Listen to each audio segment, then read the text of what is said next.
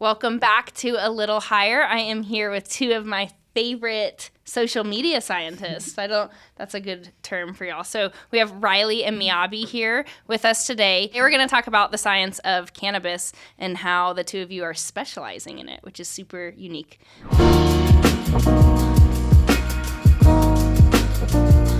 The data point that really stood out for me that I liked was that over 60% of people smoked before noon.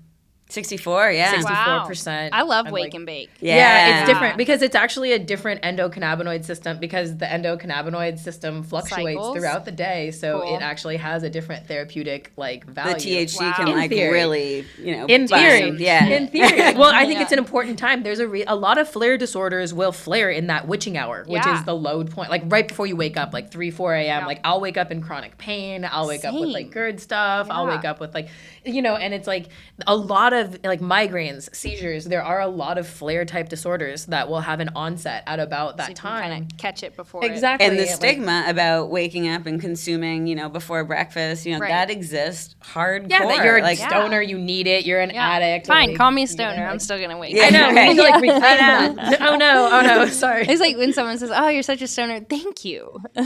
Yeah, I absolutely am. But we need to value that, right? So this is what we were excited about is that, and then also that 71% of people identified as neurodivergent, and I think that is a crazy high percentage. Was not expecting that, to be honest. I know we're going to talk about that later. So too. But I think it's really, really important to note that the population of people who have high needs for cannabis and who use cannabis every day, in general, are disabled. It's not a bad thing, and disability doesn't have to be handicapping, which means that it doesn't have to impede your ability to function, but it doesn't mean that it's not disability and that there aren't challenges that are associated. Yeah. So generally it's chronic pain, chronic mental health and or GI issues, and that those things tend to interact with one another, some form overlap.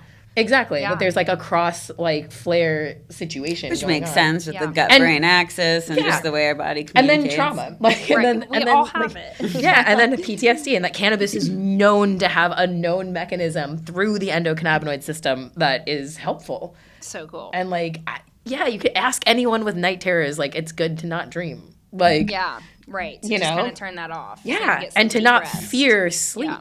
Right. And it's okay, I'm not getting as much REM, but I'm sleeping. Right. So, huge. Yeah. So you're getting all this data from people, and anyone listening can go to Bioactive Podcast to get to NAP's website. And both our links in our bio on socials. Which we'll have all linked below. And anyone can get into this survey. 18 or older, U.S. and Canada. Yes, and territories. In territories, yeah. Okay.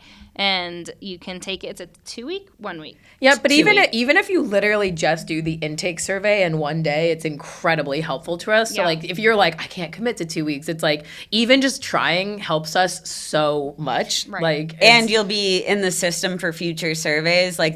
If we want to do a future survey just on cannabis and driving, we may ping that group of people. Our technology partner would reach out to people and say, "Would you want to participate in another survey?" So you're going to keep doing research. Oh yeah, definitely. Keep this was just the beginning. Data. What are you going to do with the data other than sharing it with the community, which is already 10x what anyone else is doing? But we need to publish it. I mean, that needs to happen. We will 100% publish and we want to do our own journal eventually, so that might be where it goes. But lots of ideas. We definitely want to publish the data in the peer review because that is the way that other scientists do it. But other than that, I'd say we want to present it. We're working on presenting it this year in a bunch of different spaces in the industry. Okay. And just telling people that this is the information and that here's all the links to where we have published about it. Here's our website where we're going to put all the updates as we continue to, because there's different ways that we can analyze it, right? We have all this information and so much data. There's so much, I and it's going to be really interesting what we keep finding. An example is that in general, people use more on their days off, which everyone would say, of course, right? So on one hand, that's just of course, you're letting loose on your days off. You use a little more cannabis. You're getting a little looser. On the other hand, it's a potential that this shows that there are not enough workplace accommodations for people, neurodivergent people who need cannabis to function. They don't have the workplace accommodations so that they could use the right amount of medicine. And I think that's a huge part of what we're doing with the data is using science and data as advocacy and saying, okay, we've never had data to back up what we already knew. All of us already knew certain populations of people need cannabis throughout the day to maintain good mental health, to save your life. Right, like we already know that. Legitimizing but we had, the conversation. Right, but we didn't have data to really represent these people, and now we do. So we want to share this data, use it as advocacy, use it to increase accessibility, and really take these people with these needs seriously and provide them with the medicine that they need rather than, highly stigmatizing them, making them stay at home, making them, have to change their whole lives because they just want to use cannabis. Yeah. Yeah, the quality too, right? Like the quality of medicine and then the community support. Like I think that it's really important to both of us that we share the knowledge that we feel privileged to be able to have because it did take a lot of personal trial and error as well as and a lot of error. I still make errors. Oh, yeah. Everyone is making errors all the time. Yeah, but I mean, are we talking errors like I'm eating too many edibles? Oh man, I've done so many of those, right? Or just and I think it's important for us to feel more than that about those errors of trial and error that our interpretation of what happened because we have an education on drugs in the brain and body is going to be different, and that we think that everyone deserves to have that knowledge, and that probably it should have started when you're in the 3rd grade or something like that. Right. It should have started way younger. Right. They just kind of forgot to tell us. No, they intentionally it was the fuck is completely forgot. Totally forgot. You have this whole system that can fix we don't even know things. what's a poison. People are eating Tide Pods and stuff, and it's at the very least, we should pair it with sex education. Yes. At the very least. Safe sex and safe drugs, because everyone's having sex and doing drugs. If you're not having sex and doing drugs, I'm sorry. Come to our class about safe sex and safe drugs. I'm and sorry. We will help you. We would be, all three of us would be amazing educators. Okay, I'll cover sex and leave cannabis for y'all. Just kidding. Oh my gosh, we should totally do an episode at some point on topicals and that. I got a lot to say on that. We just started distributing my friend Kush Queen's lube. Ooh. Cool. Yeah, I'll send y'all home with some samples. Yeah, please do. That sounds fun. But it's a really fun product to sell. I bet. Yeah. What is the feedback? Can you say? Well, at first it's so funny because shout out to Olivia at Kush Queen, but it's our 2 sales people are men, so it's really just fun listening to them sell it. It'd be natural for us to sell it, right? But their feedback's good. We just started doing it. Everyone's really excited to try it. So that's kind of the stage we're in. We're excited there about needs to be so much more research. Yes. Yeah. Well, maybe that could be it definitely a survey. Oh yeah. It's endless. I know. out. No, it is actually. Yes, that's a great idea. So make we have little bottles. We have some preliminary evidence with a few just different things. I mean, it's so the problem is that everyone's so different, and that phenomenon is actually just not well researched at all. Okay. Period. Yeah. At least in people who are assigned female at birth. Yeah. In general, female reproduction is not researched enough. Totally. As a generalized or in statement. drugs in general, because it's super risky for women to take part in it because it could be it absorbs right up in there. It's just absorbed. It could hurt their ability to have kids later on. Although plenty of pharmaceuticals do that, and then we were talking about that just earlier today. That plenty of not plenty, but there are some psychopharmaceuticals that will sterilize you, right? And that people are put on them without informed consent, depending on your level of disability and all. So it's a complicated. These are just complicated things, and cannabis is the safest of things. So I would not fear experimenting with cannabis lubes at all. If anyone's questioning that, I don't fear that at all. Not in the least. That's good to clarify. Just as a total clarification, and put as much on as possible. But I think that there's early information that it could help people who have muscle issue. There's muscle issues that can be really painful. There's people who have trauma issues that have involuntary type responses that you could potentially relax, or you could potentially, I don't know, this is all just when I think even just the placebo effect almost of have a product that potentially could help me. Lube just feels good, Absolutely. period, right? Like Yeah, by like, itself. Like, just we like- don't, like, Just it has a fun ingredient in it and Yeah. makes you spice it up when you get to use it. yeah. Yeah. I definitely think that there's also this like dual positive thing that can happen when you are stimulating something like from a drug perspective from the outside of your body with topicals that I've really only this year been like more experienced with, because I've had experience with different topicals that had like an effect. Like maybe they were transdermal. They might have been like between topical and transdermal, because like my mouth would get dry, Oh, wow. right? And like I would get like dry mouth from interesting. a topical. I'd like to do a whole Right. study I've never on heard of that. that. Yeah.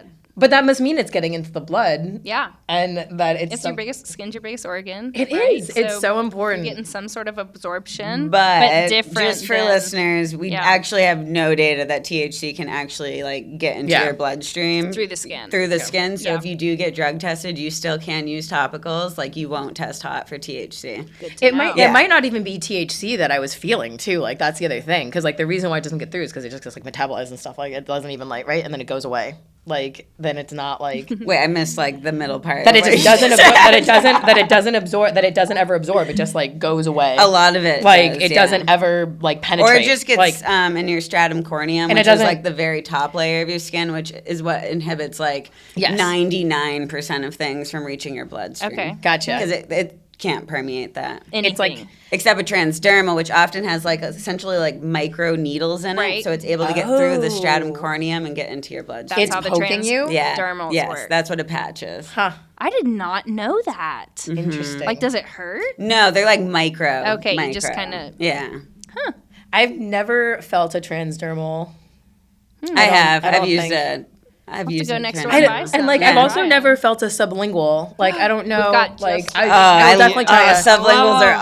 awesome. I've like never. I don't know. I keep being like, is something wrong with my mouth? Like okay, well, we'll have to see. They just feel like edibles to me, and then it's like so. Right. I fear them because I Right, fear right, edibles. right. Edibles That's give me fair. anxiety, so I Yeah. have fear. And then am I just putting that fear? Yeah, in there you're- now at you this might point? be Like, it's like- contributing. I know. Possibly, just a little bit. All right, help me talk me through this because I would love to be able to use edibles. Try the sublinguals. For real. No, I will. If you're like- comfortable with it, of course. I mean, I'll try anything once. Okay, That's- cool. So collecting a lot of data with NAP.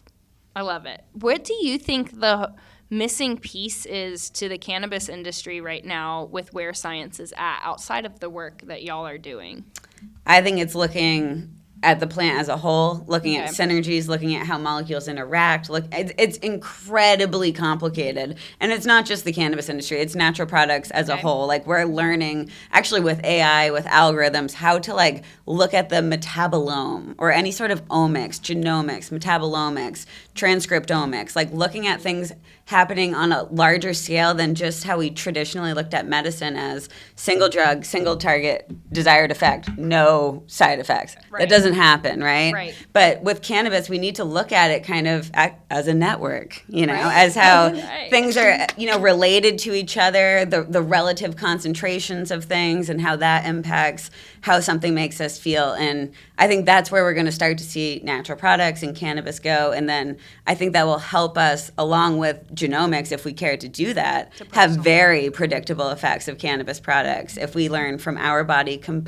combined with the knowledge of the plant as a whole. So explain that genomics for Oh, right, and right. how that like the plant Yeah, and that so- comes together. Yeah, so if we can take the information from our body, from our DNA, we can Okay. understand if our body's producing a lot of a certain molecule or not a lot of a certain molecule, a lot of a certain receptor, if we're genetically susceptible to something or not. So we can learn a lot about what's happening in our body by just looking at our DNA. Okay. So you have that information that you have a ton of data on. Then you combine that with looking at the plant from the same perspective of like, looking at all the different molecules that the cannabis plant can make or another natural product and saying, okay, we have all this data on all these molecules in the plant. How can we predict what plant extracts are going to mesh the best with your body based on your DNA. How cool, like a customized tincture or something. Exactly. Yes. Personalized medicine. And using data and information. Right. And then having like other natural products and preventative lifestyle changes that you could like not just adding drugs, right? Removing things like sugar or like definitely. Changing, you're hypersensitive to this. Understanding how much water and salt you need to intake so that your blood pressure is normal because it's different for all of us. Right. And like that, understanding that for ourselves and understanding our own health. And that was something that like when we met, we like immediately started working on like a theory together. This is like abstract theory of basically an advantage of the chemical diversity that is in natural products and natural products on top of natural products, right? Like mixing things together. And I think like, Well, you should explain that a little more so the listener, like of whole plant extracts versus single isolated molecule. That there's an advantage. That's the way that like the current pharmaceutical industry thinks of it, as I was kind of just like describing, a single molecule. The current drug discovery scheme says that one single thing or a pure formulated number of things, maybe like 5 to 10 things, but that a very controlled and formulated and pure thing that is very strong is like the solution to disorders. But we believe that there's an advantageous mechanism for having many. So there's an alternative way to look at medicine such that natural products do have advantages over these single molecule pharmaceuticals. The difference is that we're just choosing not to interpret the information that's already been out there, because the information's been out there. This isn't new, and we're not the first people to be talking about it by far. We just happen to have the same background and have like nerded out over it for years. And we've nerded out for a long time. we nerded out for it on a huge scale. And I think that the biggest issue for both of us, like when we like that we align in with this, with the like the industry and what we think could be done to move forward for it, is just to have this different perspective that you could interpret and value information differently. That maybe that the hierarchy that we have been using to evaluate whether or not certain science is valid or not should be reevaluated. Like, for example, like why don't we value personal narrative? Like if we're going to try to preserve, earlier today we were all talking about how we're trying to preserve the natural and like the ancient mechanisms of using these plants. Like we are losing so much information right now. And that is something that deserves to be documented. And it deserves to be documented in a personal narrative style fashion, because that is the way that information like has passed. And it doesn't mean that just because it doesn't have numbers attached to it, that it isn't equally as valuable as information that's done in a university, right? I think that like lived experience is equally as valuable in a different way, and it doesn't have to be lesser than clinical data, because real experience is real. I feel insane. Am I insane? Yeah. Well, you can combine these two things too. Like I think to it really tell the story. Yeah, and I think a great example is like looking at CBD for anxiety, right? Yeah. Like if we look at the pure isolated form of CBD, the data says you need between 200 and 600 milligrams of CBD to have an anxiolytic effect. So you're getting less anxiety. Which is a lot. So for That's a lot. Yeah. So for anyone listening, like if you're, just eating a gummy or something, you want to maybe look at your tincture and try to get like up in those doses. So a lot of people are probably taking like 10 to 20 milligrams. Just That's what a lot of products are kind of just formulated at. But what we don't know is, how is that effective dose lowered when we have a full spectrum product, or when we even combined one other cannabinoid or even other terpenes? What is the synergy here? How can we lower that dose of one single compound by adding in a diversity of other therapeutic or hibiscus or another plant? Hibiscus tea is one that I think would go so well with CB1 because it has MAOI. Hibiscus tea contains a bunch of the anthocyanins, which are the red molecules that make the hibiscus tea red. It's also the same types of molecules that make cannabis purple, that they have antidepressant activities, or at least the ones that are in hibiscus have been shown to have like weak antidepressant like activities. Let's make a hibiscus CBD gummy. Yeah, and that when you pair it with CBD, they act on the same receptor, because CBD is serotonergic, and most people think about CBD like cannabinoid receptors, but actually CBD's main target is the serotonin system. And there's so much that we are evaluating in our own life. So like the other example is that all this is happening, right? All of us are using CBD. I mean, not all of us, but like tons of us are using CBD products. A lot of people are using cannabinoid products of all different types, right? Like in all different varieties.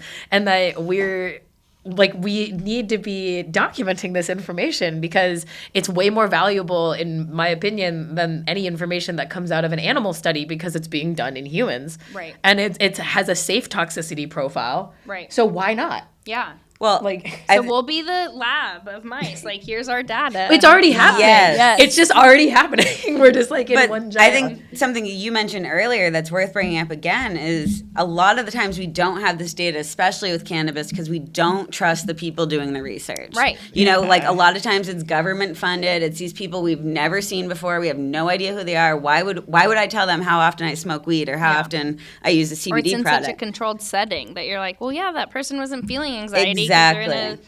And I think that's what's peaceful room. really special about our data is both of us are all over the internet saying, yeah, we have our PhDs in pharmaceutical sciences, and yeah, we smoke weed every single day. Yeah. You know, and here is multiple us doing times- it. Yes, multiple exactly. times per day. And we built this community of trust with our followers that they're like, okay, like they're not going to get me in trouble. They're not going to do anything with my data that Right. they wouldn't want done Totally. to themselves. well, we don't want to 'cause hurt the movement. Like Yeah. we're still part fighting. of the same community Yeah. that we're talking about. Y'all have built a really important, profound community. You had an episode where they like came to your house. You had a doctor on, and they would come to the person's house so that the person could consume, and that was a unique example of how it was trying to collect the data in a more natural setting. It was Yes. about running. Yes. And working out. Yes, that was Okay. Dr. Angela Bryan. And I was Yes. asking her questions. I'm like, how do you study this? Like, Yeah. like you're at a university. And she Yeah. was like, yeah, it didn't go over well. And she Right. literally had a little Canavan. That So cool. She did not give up. She's like, I will get this. Yes. Canavan. And she found a way to do it. Yeah. And like she came on the podcast and talked about how she consumes gummies, she runs. Right. So again, she's building that community of her research partners and her research participants by also saying, hey, I'm interested in this research because I'm part of this community of people Right. who does this. And Right. this hypothesis came from my lived experience. Help me get some data for it, you know? I just don't So see cool. how you could interpret it without doing it though. Like as a pharmaceutical scientist, and I'm not trying to throw shade on people who haven't done drugs that are in pharmaceutical scientists, but I'm just gonna say it.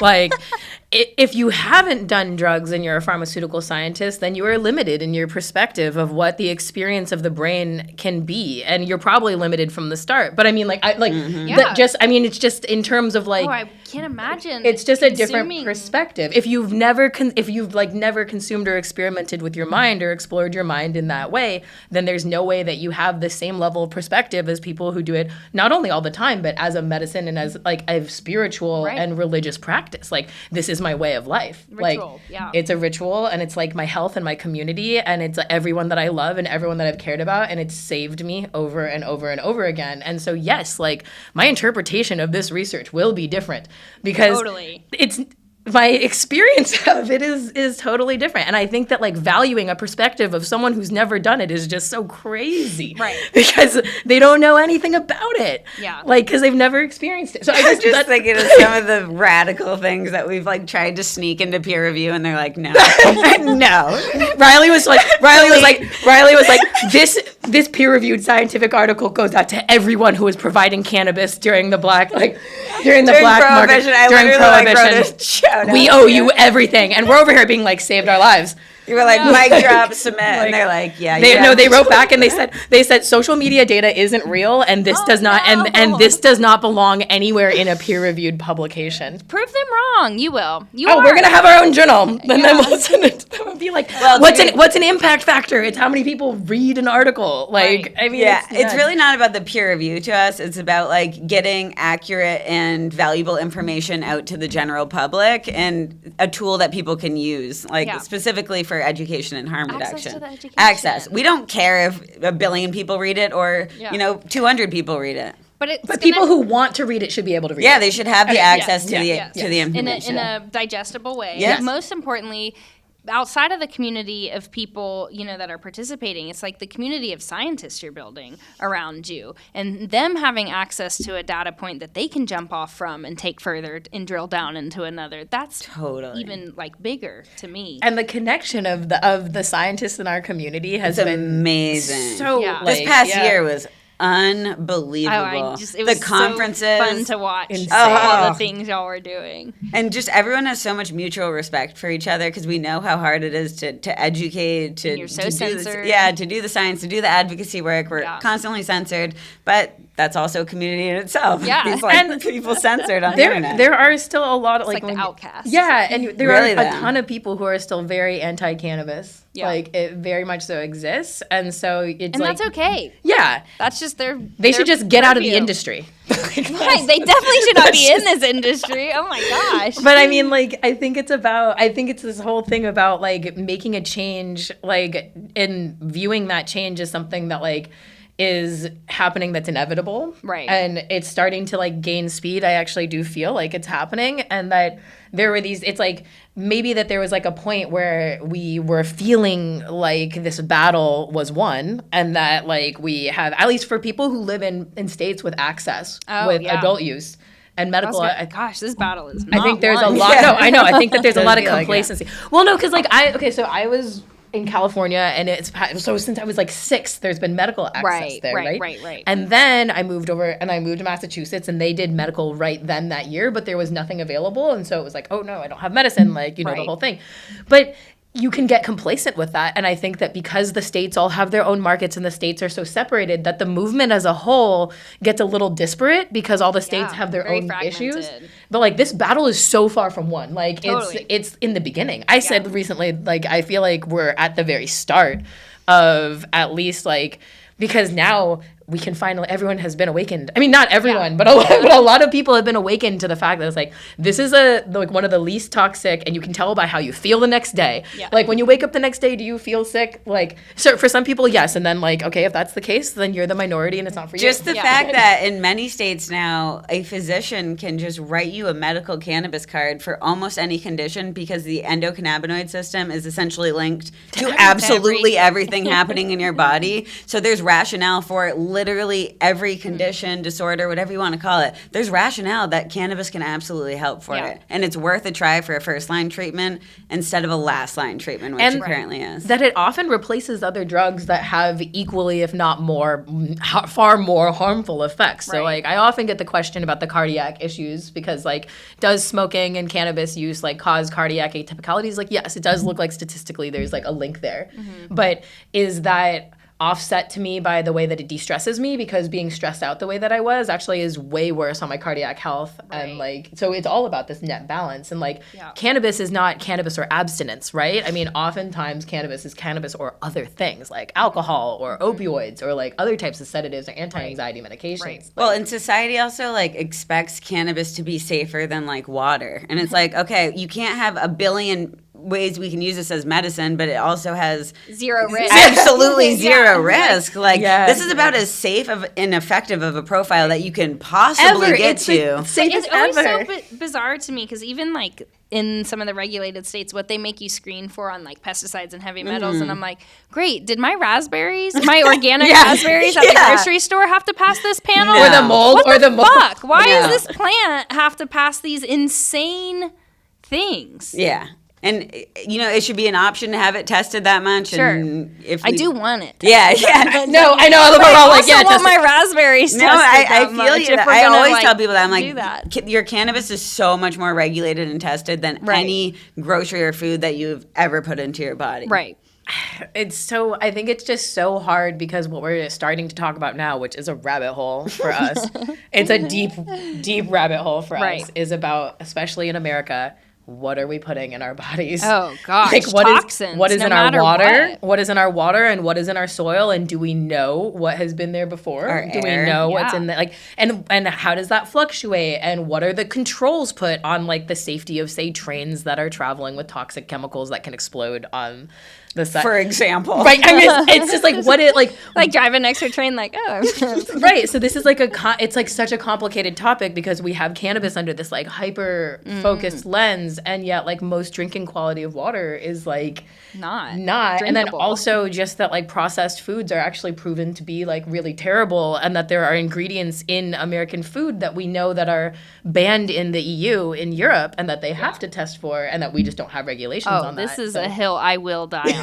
because it is just insane. Yeah, and it's just unfortunate, but cannabis as a medicine is an example of how far the American public has come from being like in an understanding sense of like what molecules do to our bodies and like what is the purpose of a medicine? What is a medicine? What is food? Is food a medicine? Like, yes, like Right. medicine is to help you with your quality of life. Like, Right. Not just to treat. Right. Yes, It can be taking medicine preventatively, not lifestyle changes, like everything, you know. And with pharmaceutical sciences, like, of course, the goal is going to be to sell you a pill, and maybe, you know, maybe even the goal is to then have another pill. Many pills, once you go on them, you don't go off of them. No, you just like they you increase just as continue just to chasing one. take more pills and more pills and more pills, and like it's just frustrating because that mindset of going about researching pharmaceutical sciences that way is really actually not that old.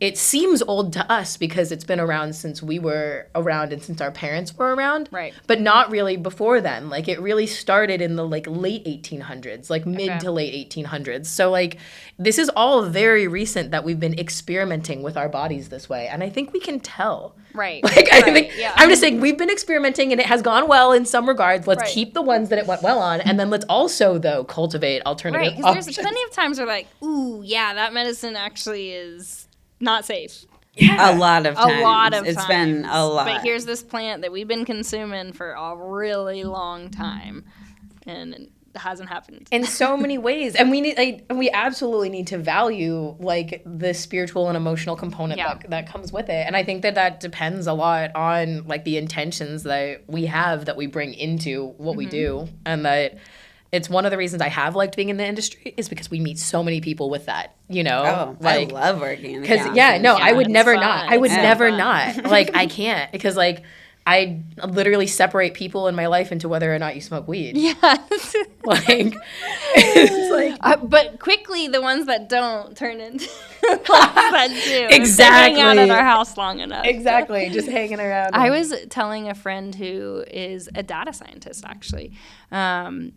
She just went to some convention, and then I was telling her about what like MJ BizCon is like, and she's like, "What?" It's so hard to describe. It is. It's a carnival. It's a carnival where The so much scale of it. knowledge is dropped, though. Yeah. What is MJ BizCon? Yeah.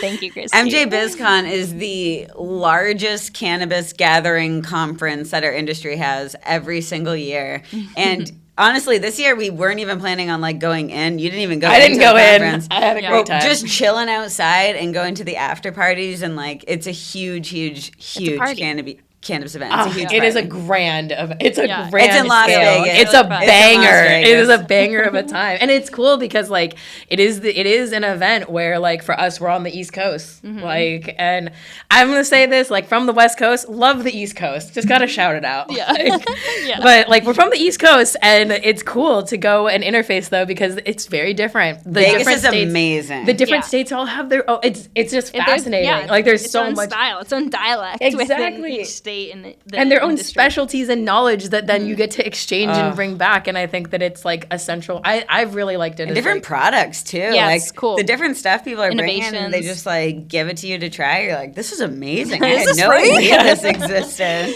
We go to man. MJ BizCon to stock up on samples for the rest of the year. Exactly. For our stash. No, I'm just kidding. Well, that's so cool. Thank you for talking to us about the work that you do at NAP. We're so proud to be supporting you in any way that we can. Can you shout out your handles, where someone can find you, send people to your website to sign up for the survey, and then we're going to have some solo episodes with each of you to dig in even more here. So, where Cool. can someone follow you on all the channels? So I think the easiest thing would be to go to Applied Pharmacognosy, and I'm gonna like just explain pharmacognosy because I feel like it's like a hard one. It's PHARMA. So that's pharma, Yeah. and then all one word, COGNO, cogno, which is to know, and then SY. So that's how I split it up. Pharmacognosy, Applied Pharmacognosy, all Love one it. word, and all of our links are on there. And our data, our preliminary analysis of our data is on there. AppliedPharmacognosy.org. Oh, yes. Right? And we'll link it. We'll Okay, get okay, fancy okay. and Thanks. put the link. I'm like, you took a long time on the That's why there's two of us. Like, I just like moved on to the next thing. Like .org's important. It is important. All right, yes. And then all of our links are on there. And yeah, I think that like one of the coolest things about like partnering with you all is like your support right then. Like this was such a critical time for us. We're in the beginning of this and it's been rough and we've been experiencing professional discrimination. And it's frustrating and difficult and it has been financial for us and really, really significant in terms of like our ability. So for anyone who doesn't know, anything you do in the cannabis industry, anything you look at is going to cost more if you are associated with cannabis at all. We call it the green tax. Yeah, so like insurance, for instance, is just, it's insane. Magnitude more for cannabis compared to not cannabis. So it's something that was a little surprising to us, but we've been able to get through it. Good. And from people like you and like really making it we'll possible. keep supporting. It's been direct community support. It's been amazing. Which honestly is Can't like, thank you enough. Yeah. Cool. What's your handle? You should say it. Yeah. What? Your handle? Handle. Your social media? Oh, okay, yeah. It's just Miyabe PhD. So MIYABE PhD, all one word. Cool. And my socials are at Cannabichem, CANNABICHEM. I mostly post on TikTok, but I also post on IG and YouTube when I'm feeling frisky. We'll have to talk about it, but we have inverse censorship. And that we have on like the on the platform, yeah, so you can utilize. we experience wow. different it's been interesting. And we've also had non-consensual face filtration. What was that? Face filtration on like we didn't it like put a slimmed filter. our faces and like smoothed our skin. And we were like, we look fucking great. We were like Wait, screenshot. And then we were like, is this for real though? And then one of us put our hands up and it changed. You know how it was back before. Yeah. So we put our hands up and it like That was shifted and wild. we were like, did we consent to this? I don't think so. Wow. Like, Yeah, whoa. that was I hate going live. Oh man, fun time. That happened on the live and I was like, what are they doing? Yeah, that's True. wild. I've been banned from lives for life. So. Yeah. Oh no, so censored. So censored. Cool. Not censored on these though. So Yeah, these we can talk about it. They took all our TikToks down when we posted. Yeah. TikTok hates weed. Hates it. They're hardcore. Thank you again for coming on and telling us about what you do. We are going to see y'all on the next episode where we have a solo talk with Riley and Miyabe.